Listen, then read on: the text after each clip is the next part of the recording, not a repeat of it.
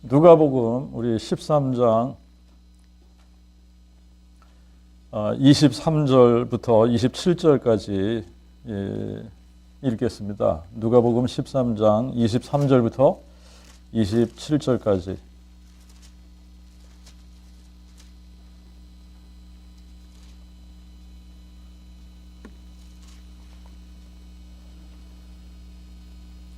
혹이 그에게 여짜오되 주여 구원을 얻는 자가 적으니까 하니 저희에게 이르시되 좁은 문으로 들어가기를 힘쓰라. 내가 너희에게 이르노니 많은 사람이 들어가고자 하여도 들어가지 못하리라. 일단 집 주인이 일어나 문을 닫는 때에는 너희가 밖에 서서 문을 두드리며 주여 주여 열어주소서 하여도 주인은 대답하기를 나는 너희가 어디서 온 자인지 알지 못하노라 하리라. 그때에 비로소 너희가 말하되 우리는 주 앞에서 먹고 마셨으며 주는 우리 길거리에서 가르치셨나이다 하나 주인은 대답하기를 내가 너희에게 이르노니 나는 너희가 어디서 왔는지 알지 못하노라. 불의를 행하는 너희 모든 자들아 나를 떠나가라 하리라. 자, 오늘 본문을 가지고 제목을 정한다고 하면 어떻게 제목을 정했으면 좋을까요? 구원 받는 자가 적으니까 이렇게 하면 될 것 같죠? 오늘 설교는 제가 하기 싫은 설교 중에 하나입니다. 구원 받는 자가 적으니까 라고 누가 물어봤는데 사실 여기에 대한 대답이 예수님께서 친히 대답을 해주셨거든요. 그래서 구원받는 자가 적으니까 사람들도 아마 이런 거에 관심이 있는 것 같긴 합니다. 구원받는 사람들이 많을까 적을까? 구원받는 사람들이 얼마나 될까? 천국 가는 사람들이 많지 않은 것 같아.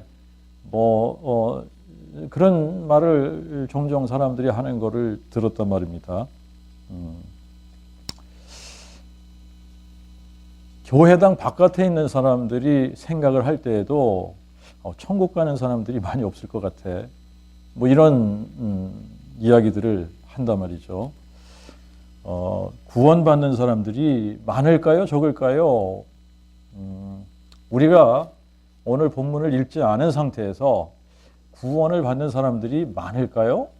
아니면 적을까요? 이런 질문을 하면 어떻게 사람들이 대답을 할까? 구원받는 사람들이 많을까? 적을까?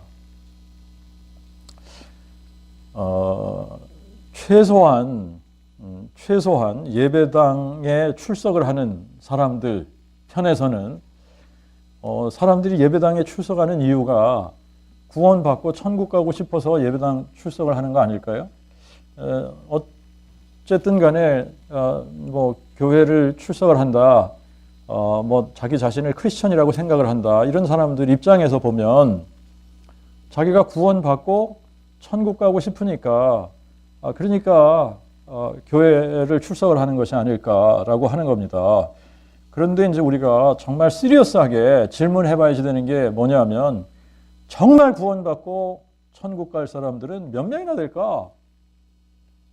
그런데 이것도 성경을 읽다 보니까 이 시대적으로 이게 참 우리가 어느 시대에 태어나서 사느냐에 따라서 이게 또 달라지는 것 같기도 합니다.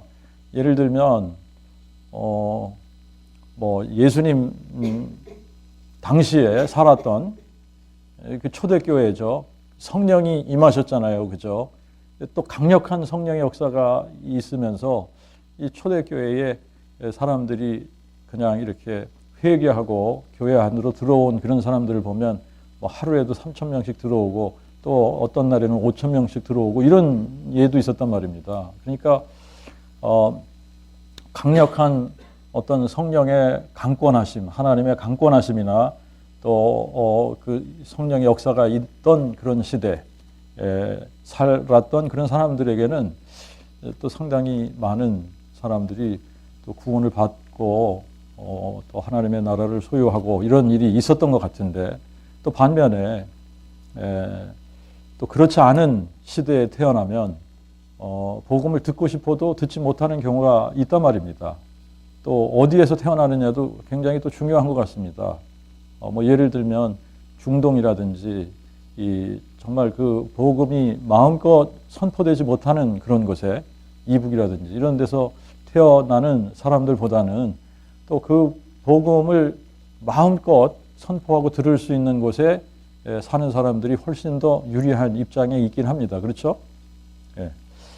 그런데 이런 거 저런 거를 다 떠나서 우리가 성경을 읽어보니까 구원받는 사람들이 이렇게도 적을까라고 할 정도로 정말 심각하다라는 생각이 듭니다. 왜 그러냐면 여러분 우리가 창세기를 읽다 보니까 창세기에 하나님께서 처음으로 이 세상을 심판하실 때가 있었습니다. 하나님께서 처음으로 이 세상을 심판하실 때가 언제냐면 창조하시고 1656년이 지난 후에요. 그러니까 노아가 600세 되던 해입니다. 자, 여러분들 한번 잘 생각해 보십시오. 노아는 아담으로부터 10대 손입니다. 그런데 이제 이 노아 시대에 홍수가 났다. 사람들이 얼마 안 살았을 것 같은 생각을 여러분들이 하실지 모르지만 1600년이 지나는 동안 사람들의 수명이 얼마나 길었느냐 하면 보통 그 당시에는 900년 이상을 살았습니다.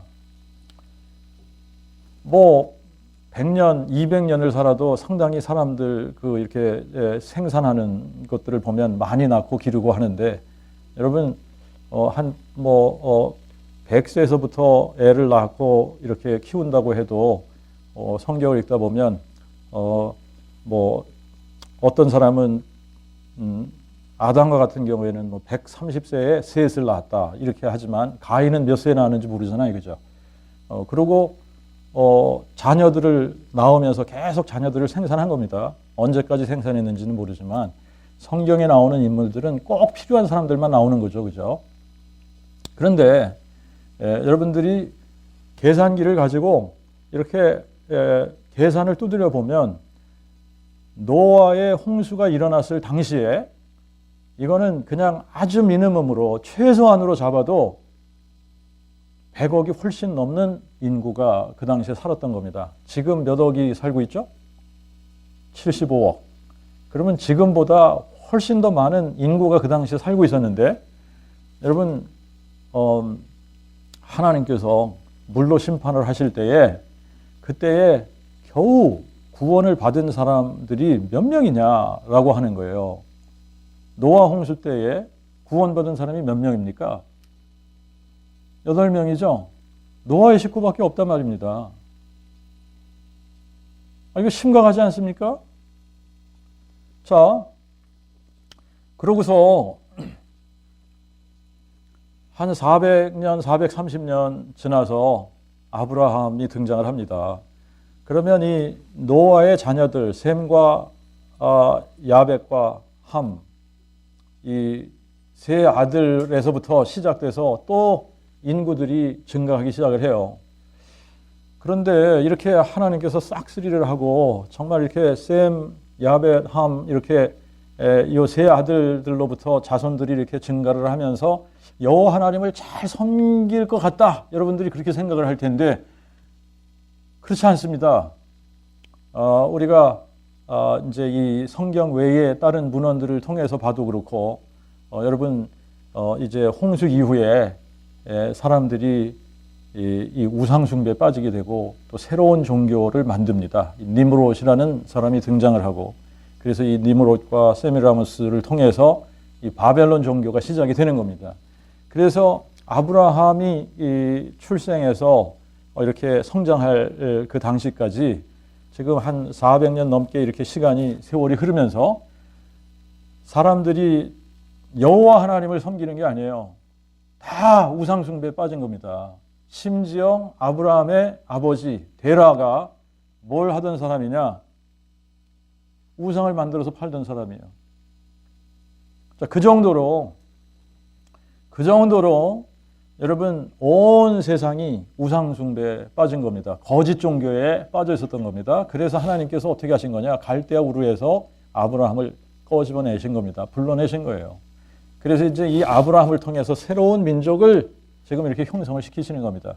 그런데 이제 이 아브라함이 이 하나님의 인도하심을 따라서 이 갈대아 우르라고 하는 메소포타미아 지역에 있다가 지금 어디로 옵니까? 가나안까지 옵니다. 그죠? 예. 그런데 이제 같이 따라온 사람 중에 누가 있었냐면 롯이라고 하는 조카가 있었죠. 그죠? 예. 근데 이 롯과 아브라함이 이제 결국은 이렇게 이제 헤어지게 되는데 롯이 택한 곳이 어디냐면 소돔과 고모라를 택한 겁니다. 소돔. 근데 또 하나님께서 이 소돔과 고모라의 죄악이 너무너무 심각해요. 그래서 하나님께서 이 소돔과 고모라를 불로 멸하시려고 작정을 하십니다. 그런데 이 소돔과 고모라가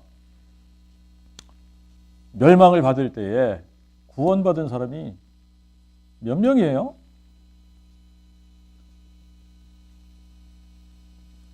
롯의 식구들밖에 없죠. 그런데 이제 이 아브라함의 자손들이 퍼지기 시작을 했습니다. 아브라함이 100세에 이삭을 낳고 이삭이 또 60세 돼서 이제 에서와 야곱을 낳습니다. 그리고 이제 이 야곱이 이제 이 자손들을 많이 낳기 시작을 하죠. 12명을 낳았어요. 그죠?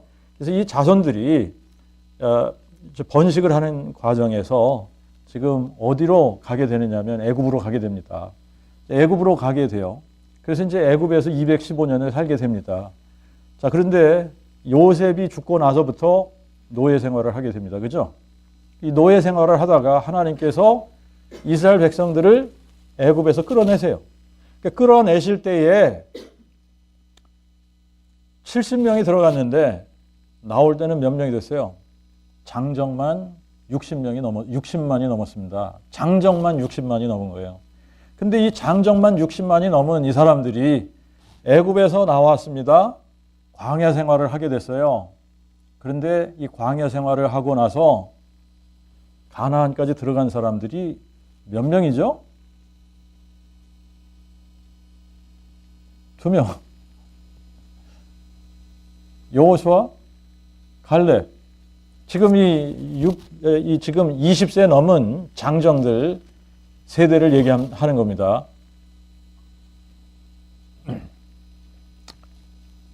자, 이것만 봐도 좀 심각해요. 그죠?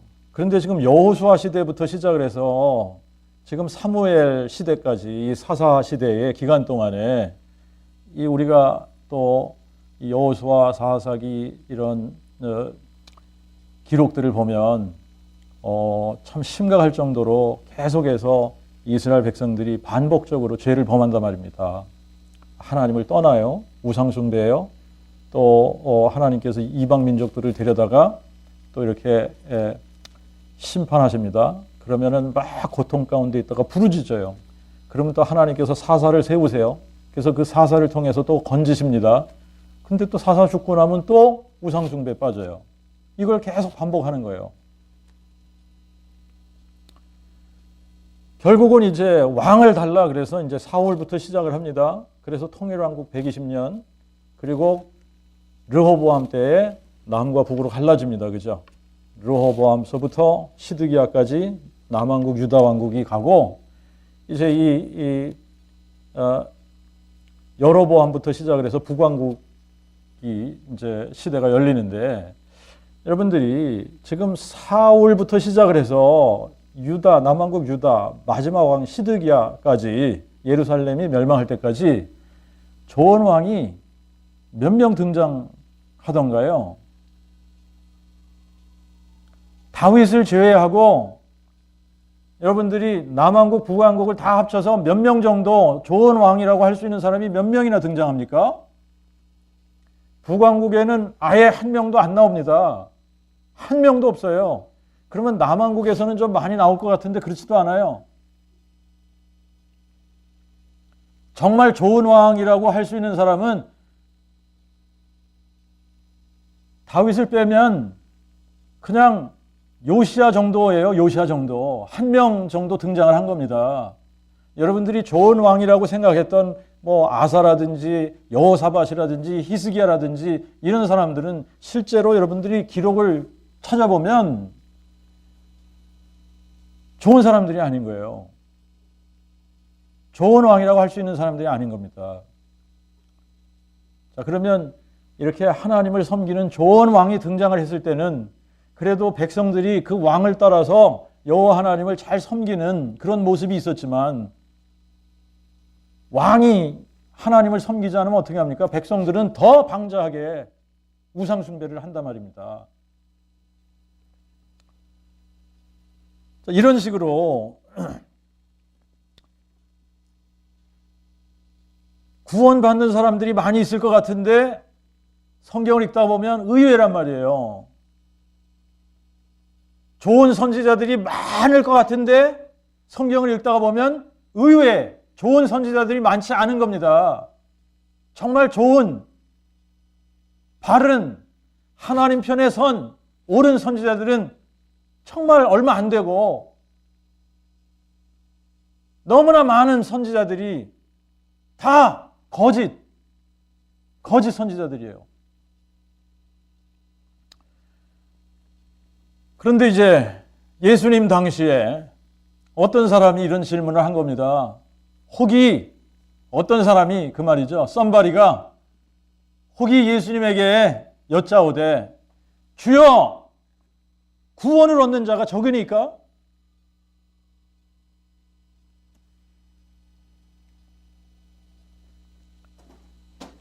여러분들은 어떤 기대를 가지고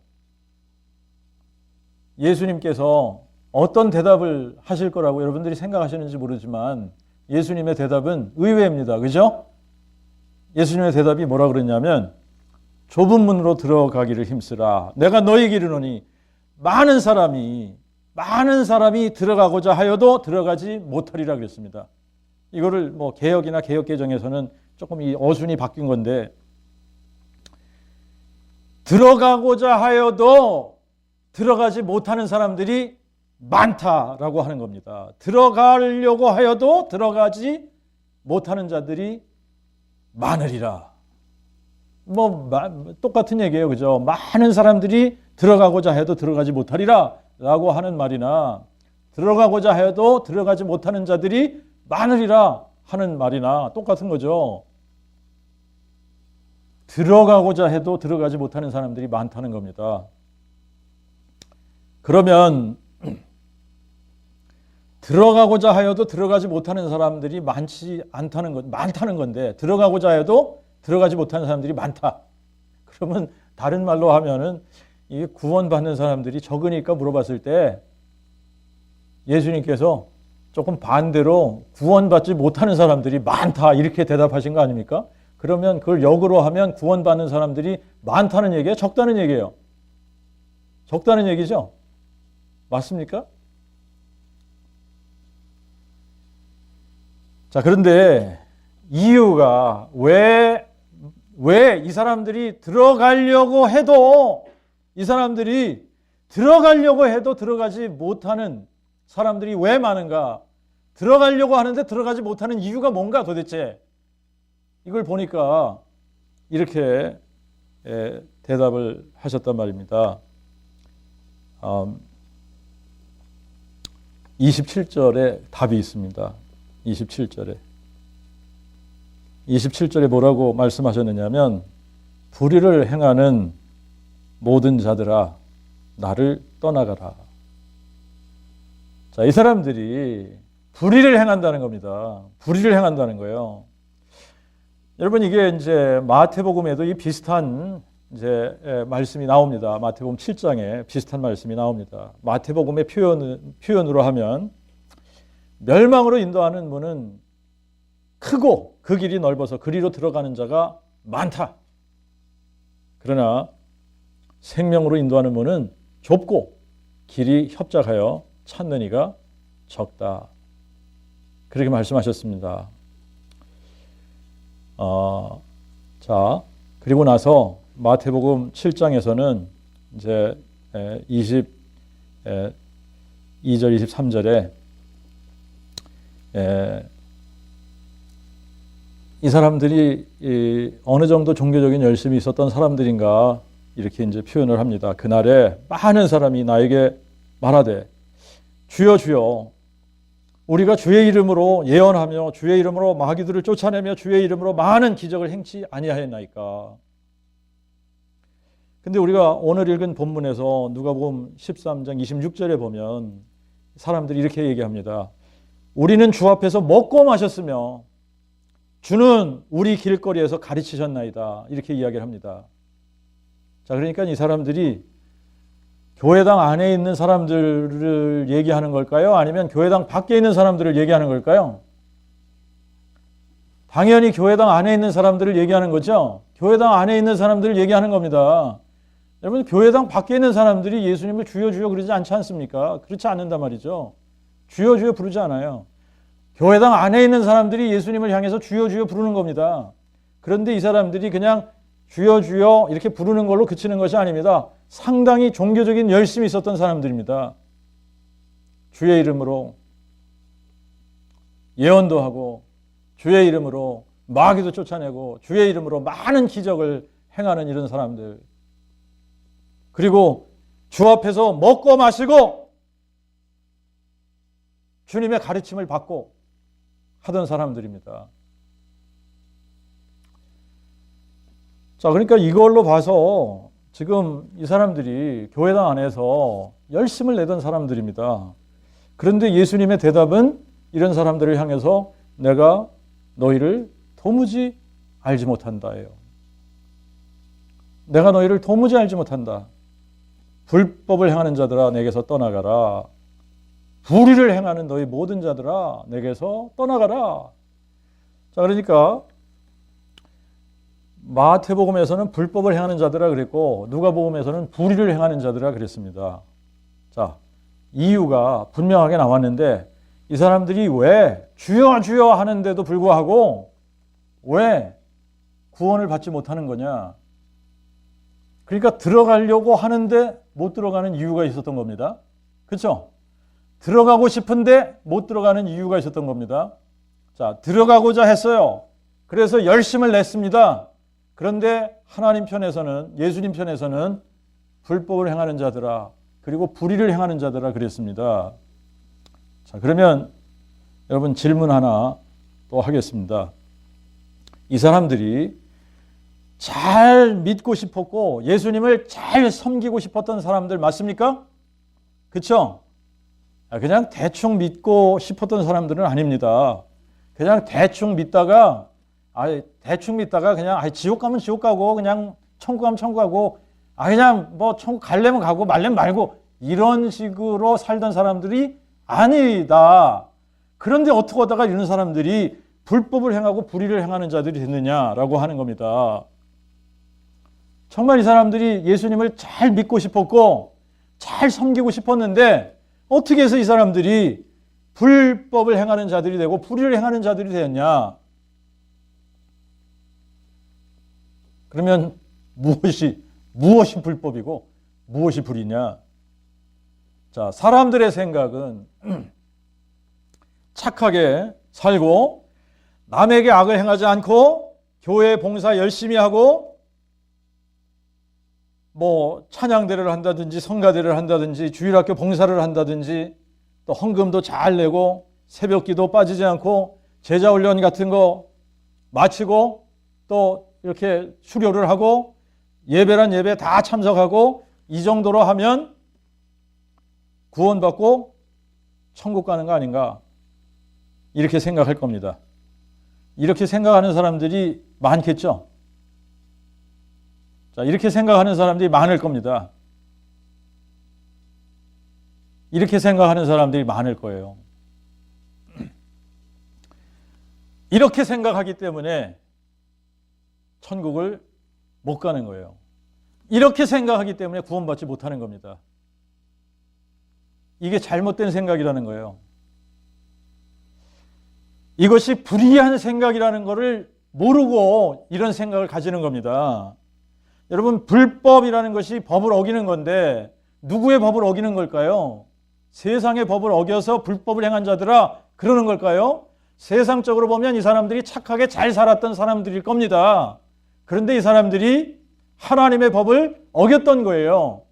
여러분, 불의라고 하는 것이 뭡니까? 의롭지 못한 것이 불의입니다. 근데 이 사람들은 세상적인 눈으로 보면 상대적으로 의로운 삶을 살았을 겁니다. 착하게, 선하게, 봉사도 많이 하고. 그런데 하나님의 눈으로 보면 이 사람들은 불의를 행한 자들입니다.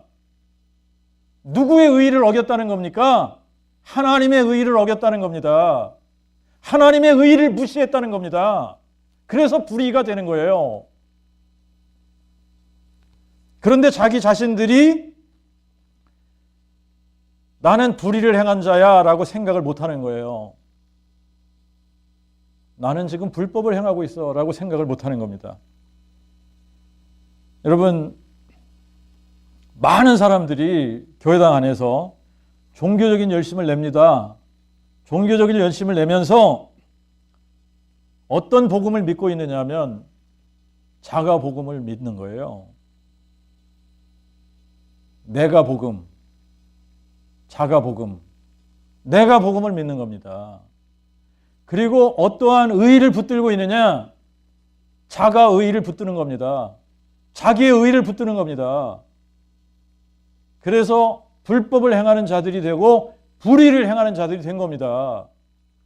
자가 복음을 붙들고 자기의 의의를 붙들고 있기 때문에 여러분, 많은 사람들이 자기들이 생각할 때 복음이라고 생각하는 것을 믿고 있는 거예요. 자기들이 생각할 때 의롭다라고 생각하는 것을 붙드는 겁니다. 자, 그러면 질문 하나 또 합니다. 여러분, 질문 하나 하는 거예요. 이게 질문입니다. 어떤 사람이 사기를 당했습니다. 사기를 당했어요.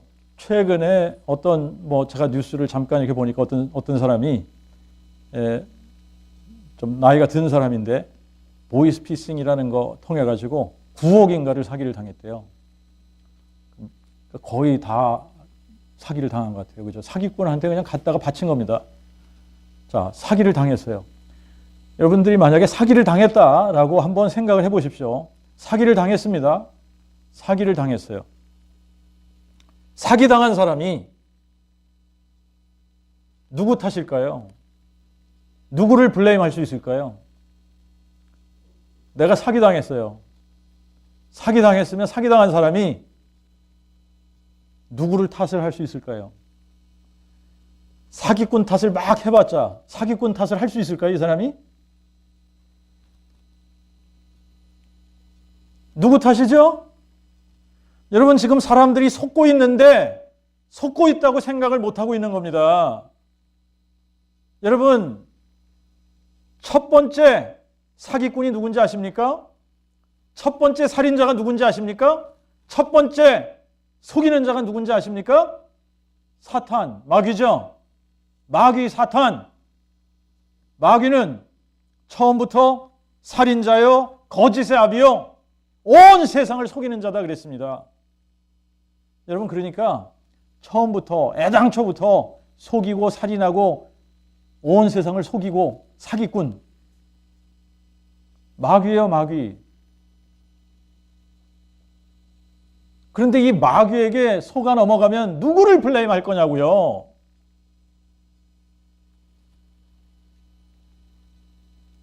자, 그러면 이제 또 다른 질문입니다.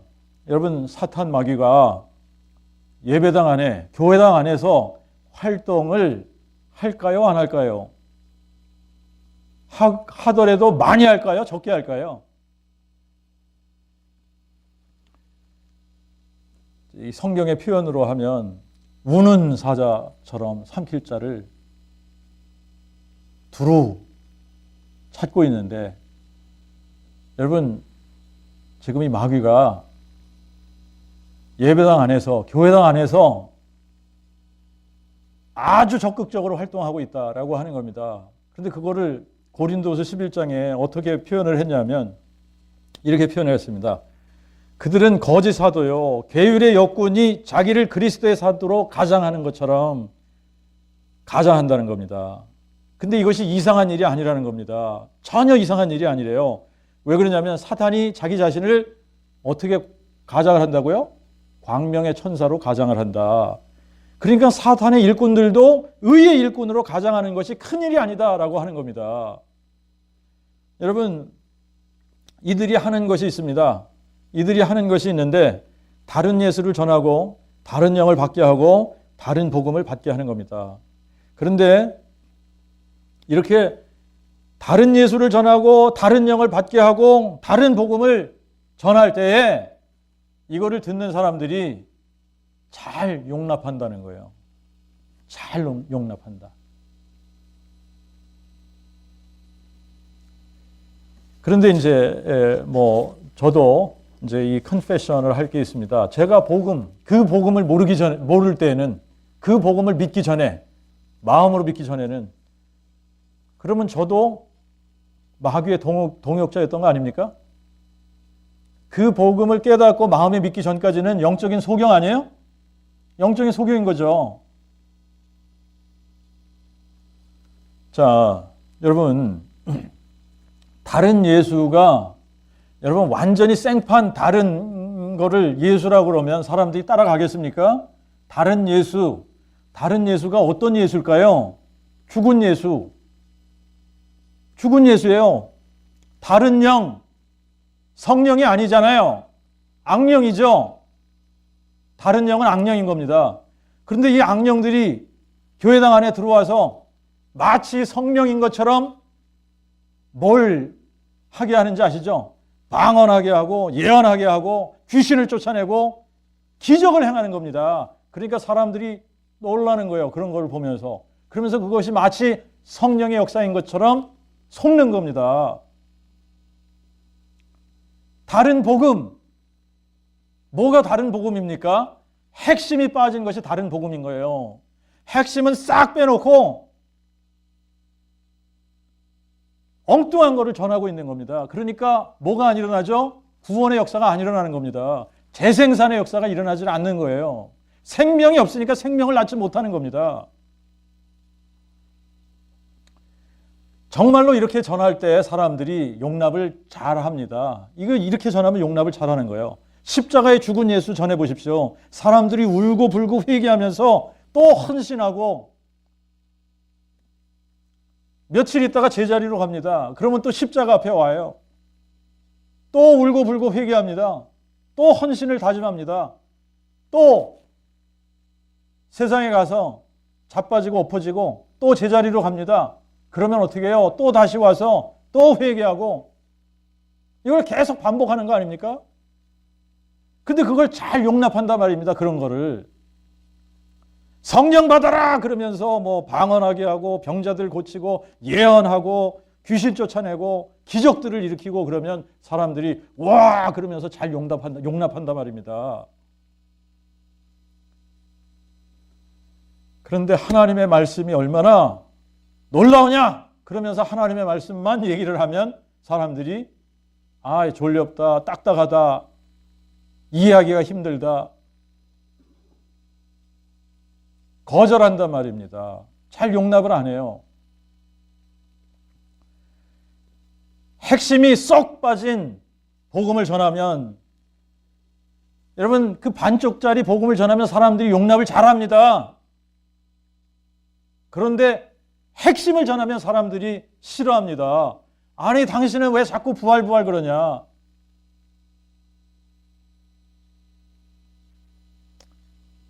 근데 예수님이 나는 부활이요 생명이라고 말씀하셨는데 그걸 싫어하는 거예요. 예수가 부활이고 생명이다 라고 선포를 하면 그런 거를 듣기 싫어한단 말입니다. 실제로 제가 이렇게 만나는 사람들마다 복음을 전하는데 이런 걸 싫어하는 사람들이 있어요. 특히 어떤 목사 사모 되는 분은 노골적으로 저한테 듣기 싫으니까 나한테 전하지 말라 그러더라고요.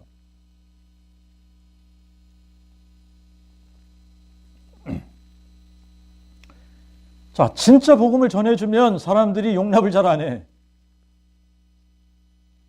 누가 방해하는 걸까요? 여러분, 복음이 여러 개가 있는 게 아니지 않습니까? 복음은 딱 하나죠. 딱 하나예요. 그래서 그 복음인 겁니다. 사도들이 선포했던 그 복음. 그 복음이 아니면 복음이 아닌 겁니다. 근데 그 복음, 성경에 보니까 그 복음이 뭐라 그랬냐?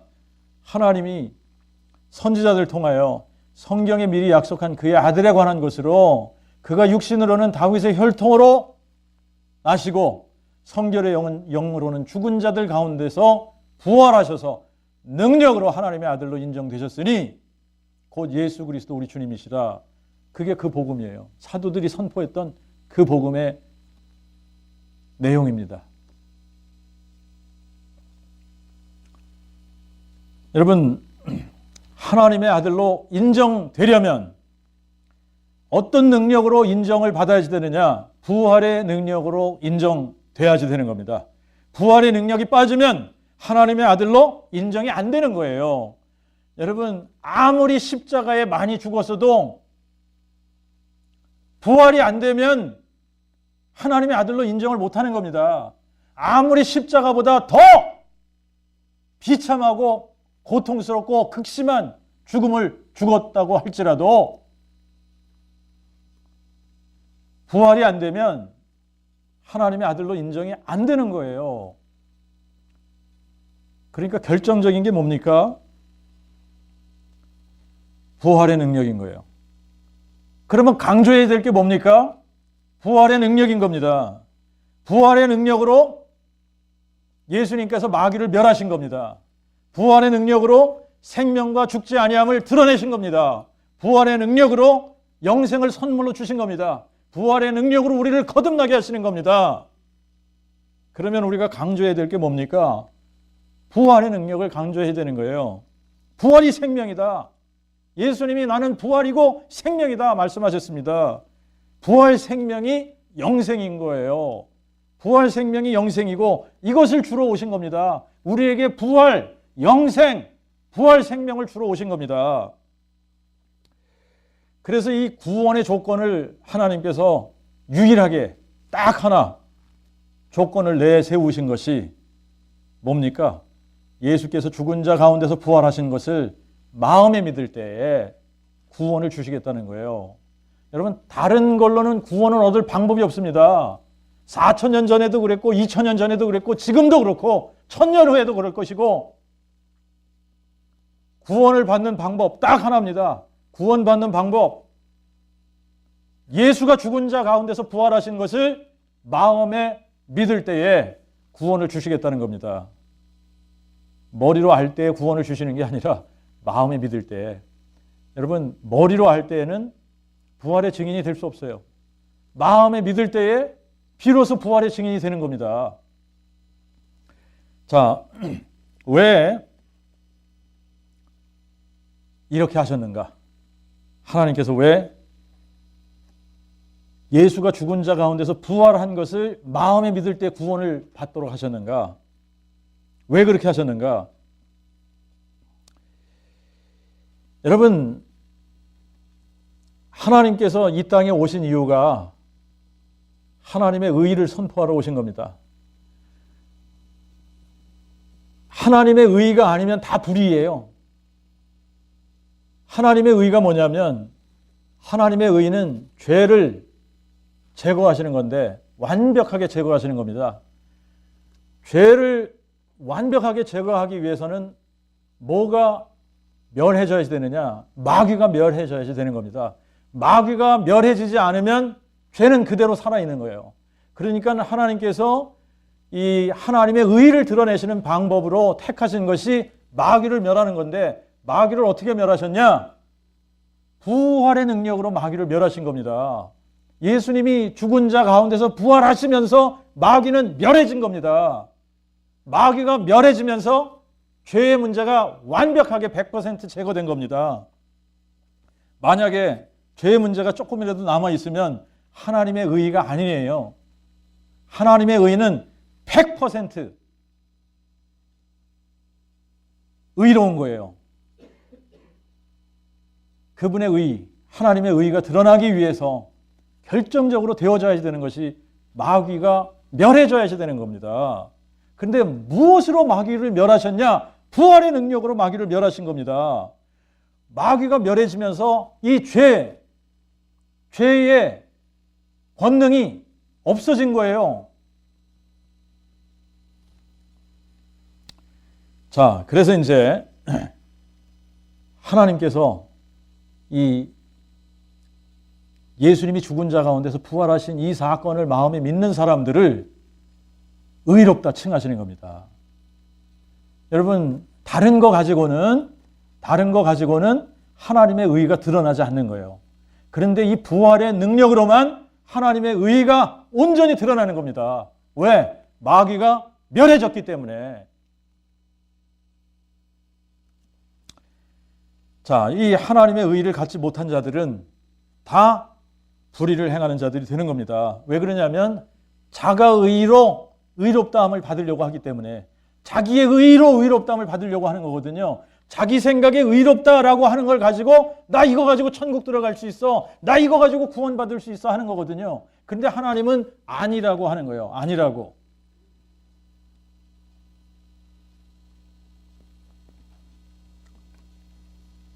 그 복음, 그래서 그 복음인 겁니다. 예수의 부활의 능력으로 하나님께서 마귀를 멸하시고 죄의 문제를 완전히 제거하시고 예수의 부활을 마음에 믿는 자들에게 의롭다 칭하신다고 약속하신 거기 때문에, 여러분, 이거 밖에는 우리가 구원받을 수 있는 방법이 없는 거예요. 다른 방법으로는 구원이 없습니다. 여러분, 예수께서 죽은 자 가운데서 부활하셨다는 것을 마음에 믿는 것이 그 믿음입니다. 그러니까 그 복음, 그 믿음, 하나님의 의는 동일한 거다.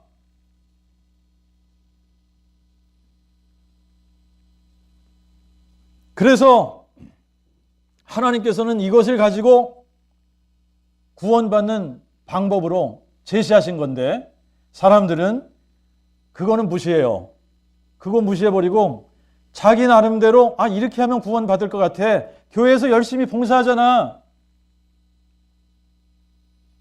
헌금도 잘하고 단기 선교도 하고 성가대도 잘하고 주일학교 봉사도 하고 교회에서 하려는 거 다 열심히 잘하고 예배 착실하게 출석하고 기도에도 빠지지 않고 나가고, 이것이 뭐가 된 거죠? 자기의 의의가 돼버린 겁니다. 자가의의가 돼버린 거예요. 이거는 그냥 종교적인 열심. 여러분, 예수가 없는 다른 종교에서도 이거보다 더 많은 열심으로 종교적인 행위를 하는 사람들 많이 있습니다. 자, 너무나 많은 사람들이, 교회당 밖에 있는 사람들을 얘기하는 것이 아닙니다. 지금 교회당 안에 있는 사람들이 이 단순한 진리를 모르고 살아가는 거예요. 이 단순한 진리를 모르기 때문에 뭘 의지합니까? 자가복음을 의지하고 자가의를 의지하는 거예요. 그래서 많은 사람들이 들어가고자 하여도 들어가지 못한다고 하는 겁니다. 뭘 행하기 때문에? 불의를 행하기 때문에. 불의를. 여러분, 이제 우리는 이 정도까지 인정을 하는 사람들이 되어야 됩니다. 내가 예전에 집회를 하고 다니고 이 사역을 할 때에 많은 역사가 일어났다. 많은 역사가 일어났다고 합시다. 병자들도 낫고 또 집회를 하면 방언이 터져 나가고 사람들이 귀신도 막 그냥 나가고 말이죠. 사람들이 울고불고 회개하고 그냥 막 헌신하고 이런 사람들이 일어났다고 합시다. 그런데 그 사람들이 지금 부활의 증인으로 사는 사람들이 하나도 없어요. 그러면 제가 바른 복음을 전한 겁니까? 아니면 다른 복음을 전한 겁니까? 제가 성령을 받게 한 겁니까? 다른 영을 받게 한 겁니까? 제가 바른 예수를 전한 겁니까? 다른 예수를 전한 겁니까? 핵심이 빠진 복음을 전한 겁니까? 아니면 핵심 있는 복음을 전한 겁니까? 여러분, 하나님 앞에서 우리가 솔직해야지 돼요. 성령이 너에게 임하시면 너희가 권능을 받고 예루살렘과 온 유대와 사마리아 땅 끝까지 이르러 내 증인이 되리라 그랬습니다. 되리라. 성령 받았어요? 그러면 되는 거예요. 뭐가 되는 거죠? 부활의 증인이 되는 겁니다. 예수의 증인이 되는 겁니다. 예수의 증인이란 거는 뭘 증거해야 그분이 드러나죠? 부활을 증거해야 그분이 드러나는 거예요. 그러니까 내 증인이 되리라 그랬을 때는 그분이 죽은 자 가운데서 부활하셨다. 그러므로 이분이 누구냐? 하나님이 사람 되겠다고 약속하신 그분이다. 그런데 그분이 사람 되실 때 다윗의 혈통을 따라 다윗의 아들이 되셨다. 그래서 그분이 다윗의 뿌리인데 다윗의 자손 되신 분이다. 이거를 확증하는 겁니다. 그런데 부활을 증거하지 않으면 이게 확증이 안 되는 거예요. 그래서 생명이 없는 겁니다. 예수가 정확하게 드러나야지 되는데 정확하게 드러나질 않아요. 여러분, 제자, 저도 그렇게 생각했던 사람이에요. 제자는 성경을 많이 배우고 가르치고 해야 제자가 만들어진다라고 생각을 했던 사람 중에 한 사람입니다. 그런데 제자는 제자훈련이라는 어떤 그 과정을 거치고 학습을 해야 제자가 되어지는 것이 아닙니다. 제자는 한순간에 만들어지는 거예요. 뭘로 만들어집니까? 그 복음으로 만들어지는 거예요. 그 복음. 그 복음이 마음에 믿어지는 순간, 그 복음이 마음에 믿어지는 순간 그 사람에게 성령이 임하는 겁니다. 구원을 받는 겁니다. 구원을 받는 그 순간 그 사람이 뭐가 되는 거예요? 하나님의 자녀가 되고 제자가 되는 거예요. 그러면 이 하나님의 자녀들이, 제자가 된 사람들이 드러내는 것이 뭐냐? 예수가 죽은 자 가운데서 부활하셨다. 그래서 이분이 전능자 하나님이 사람 돼서 이 땅에 오신 거다. 우리를 대속하기 위해, 우리에게 영생을 주시기 위해. 그 영생이 뭐라고요? 부활 생명이다. 그래서 주님께서 마지막 날 죽은 자들을 다 살리시는 거예요. 어떤 죽은 자들? 그리스도 안에서 죽은 자들. 하나님의 의를 가지고 죽은 자들. 이 사람들을 마지막 날에 다 살리시겠다고 약속하신 거 아닙니까? 그래서 이 부분이 이해되어지면 하나님께서 어떤 사람들을 구원하시기를 기뻐하시냐? 고린도전서 1장 21절에 분명하게 이렇게 나와 있습니다. 그죠? 사람의 지혜로 이 하나님의 지혜를 이해할 수가 없습니다. 그래서 하나님께서 도입하신 거에 뭐예요? 전도에 미련한 거 그랬는데 그걸 어떻게 바꿔야 된다 그랬죠? 복음, 그 복음 선포에 미련한 거. 그 복음 선포에 미련한 것을 통하여 믿는 자들을 구원하시기를 기뻐하시느니라. 아멘. 네, 기도하겠습니다.